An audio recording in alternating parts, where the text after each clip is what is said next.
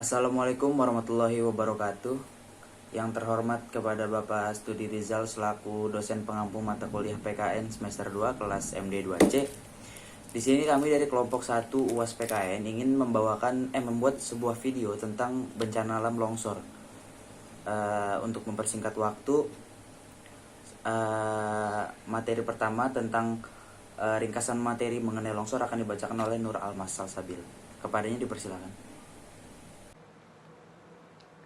Ringkasan materi mengenai tanah longsor. Bencana yang diakibatkan oleh peristiwa atau serangkaian peristiwa yang disebabkan oleh alam seperti gempa bumi, tsunami, gunung meletus, banjir, kekeringan, angin topan, dan tanah longsor biasanya disebut dengan bencana alam. Di Indonesia, salah satu jenis bencana alam yang kerap terjadi ialah tanah longsor. Badan Nasional Penanggulangan Bencana yang biasanya kita sebut dengan BNPB mendefinisikan bahwa tanah longsor sebagai salah satu jenis gerakan massa tanah atau batuan ataupun percampuran keduanya yang menuruni atau keluarnya lereng akibat terganggunya kestabilitasan tanah dan batuan penyusun lereng. Selanjutnya, proses terjadinya bencana longsor akan dibacakan oleh Dina Putriana. Kepadanya dipersilakan. Selanjutnya ada proses terjadinya tanah longsor. Bagaimana proses terjadinya tanah longsor? Peristiwa tanah longsor dapat terjadi apabila air yang meresap ke dalam tanah sehingga menyebabkan bobot tanah bertambah, kemudian menembus sampai bidang gelincir sehingga menyebabkan bergerak keluarnya lereng. Apabila gaya pendorong pada lereng lebih besar dari gaya penahanan, terjadilah tanah longsor. Gaya penahanan umumnya dipengaruhi oleh kekuatan batuan dan kepadatan tanah. Sedangkan gaya pendorong dipengaruhi oleh besarnya sudut kemiringan, lereng, air, beban, serta berat jenis tanah batuan. Bencana tanah longsor sering muncul di musim hujan setelah musim kering yang menyebabkan permukaan tanah retak dan berpori. Saat tanah retak, maka air hujan mudah meresap ke dalam tanah tersebut, membuat kandungan air dalam tanah menjadi jenuh. Air yang terakumulasi di dasar lereng memicu gerakan lateral sehingga mudah bergerak menuruni lereng. Namun, jika ada banyak pohon, maka tanah tidak mudah bergerak longsor. Maka dari itu, penghijauan di daerah perbukitan, pegunungan, dan sekitar lereng sangat penting untuk dilakukan. Terima kasih Saudari Dina. Selanjutnya ada ciri-ciri dan jenis-jenis tanah longsor yang akan dibacakan oleh Faris Hadi Fauzan. Kepadanya dipersilakan. Yang pertama, jenis-jenis tanah longsor dan ciri-ciri area rawan longsor. Nah, agar dapat lebih waspada terhadap jatuhnya korban, baik jiwa maupun harta, maka ada baiknya kita mengenali ciri-ciri daerah yang rentan mengalami tanah longsor. Selain itu, mengenali kerawanan bencana ini. Jenis-jenis tanah longsor juga perlu diketahui. Nah, ini adalah berikut dan ciri-ciri kawasan rawan bencana tanah longsor. Umumnya, tanah longsor terjadi di wilayah perbukitan dan lereng gunung dengan kemiringan 20 derajat. Lapisan tanah di bagian atas lereng tebal lahan gundul, tidak ada pepohonan, sehingga lereng terbuka. Terdapat retakan tanah di atas lereng dan tebing. Sistem saluran air yang buruk di daerah ke lereng. Ada mata air atau rembesan di tebing. Sistem saluran air yang buruk di daerah lereng. Ada mata air atau rembesan di tebing dan didahului oleh longsoran kecil.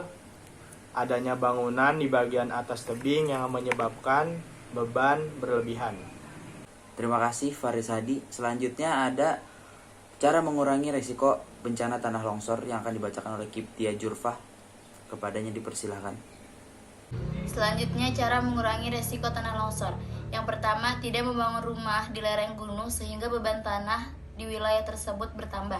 Yang kedua, tidak membuat sawah atau kolam di atas lereng karena air mudah meresap dan menimbulkan retak di lereng. Selanjutnya yang ketiga, tidak membuat rumah di daerah bawah tebing lereng untuk menghindari terjadinya longsor. Yang keempat, tidak menebang pohon secara membabi buta. Yang kelima, membuat terasering atau sistem tanah bertingkat jika harus menanami padi di lereng bukit. Terasering akan memperlambat aliran air di tanah saat hujan. Selanjutnya akan dibacakan faktor pemicu tanah longsor yang terjadi di Sumedang yang akan dibacakan oleh Mita Apriani, Syifa Khairunisa, Syifa Fauzia, Syekh Syarif, dan juga Eka Septian. Kepadanya dipersilahkan. Kemudian ada faktor pemicu bencana tanah longsor di Sumedang pada awal Januari lalu. Beberapa faktor alam dan non-alam menjadi pemicu bencana tanah longsor di Desa Cihanjuang, Kecamatan Cimanggu, Kabupaten Sumedang, Jawa Barat pada tanggal 9 Januari 2021 lalu. Bencana ini mengakibatkan 40 jiwa meninggal dunia dan beberapa bangunan rusak berat. Hal tersebut disampaikan beberapa narasumber di salah satu acara webinar tentang pembelajaran tanah longsor. Faktor pemicunya yaitu bisa disebabkan oleh kondisi cuaca, geologi, dan pemanfaatan. Berdasarkan analisis Badan Meteorologi, Klimatologi, dan Geofisika (BMKG), tanah longsor terjadi saat kondisi hujan cukup lebat di daerah tersebut. Hasil pemantauan cuaca menunjukkan pertumbuhan awan hujan cukup intens 1 hingga 2 jam sebelum terjadinya tanah longsor. Fenomena ini memicu awan hujan yang sangat lebat dengan waktu yang singkat. Di samping itu, Kepala Bidang Mitigasi Gerakan Tanah Pusat, Vulkanologi dan Mitigasi Bencana Geologi, Agus Budiarto menjelaskan, peristiwa tanah longsor daerah Cihanjuang tidak terlepas dari kondisi geologi wilayah tersebut.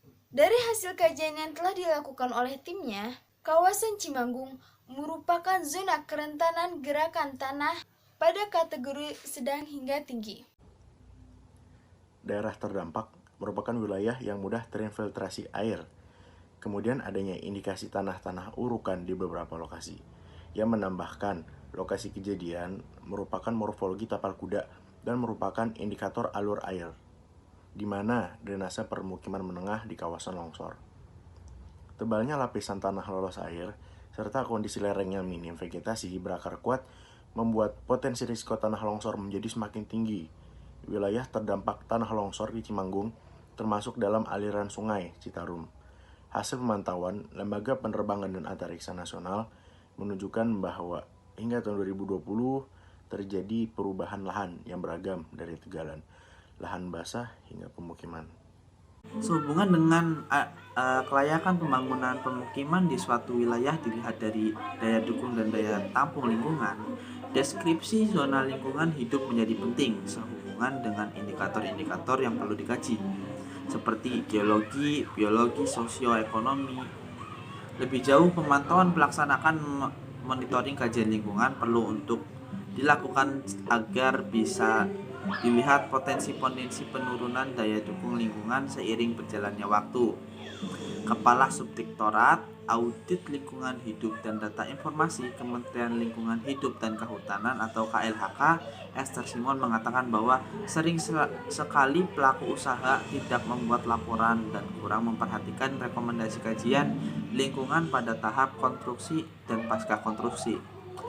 Sementara itu, untuk mencegah atau memitigasi tanah longsor di masa yang akan datang, beberapa pendekatan dapat dilakukan secara bersama.